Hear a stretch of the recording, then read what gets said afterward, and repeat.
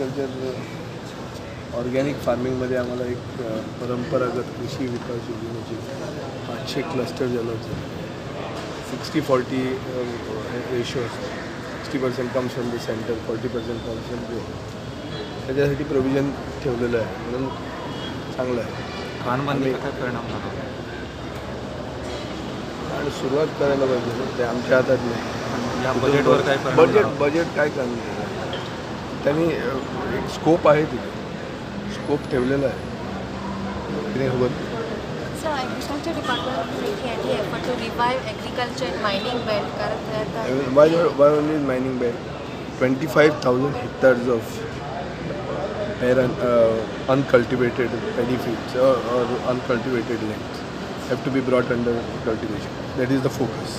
Whilst doing it, we may focus on organic with these 500 clusters. Also, we bring about a community effort by promoting community farming. It's a scheme of the government. Scheme which is almost giving 90-95% infrastructure. So by and large, making Goa green is our focus, and we are not moving away from it. We are taking it forward.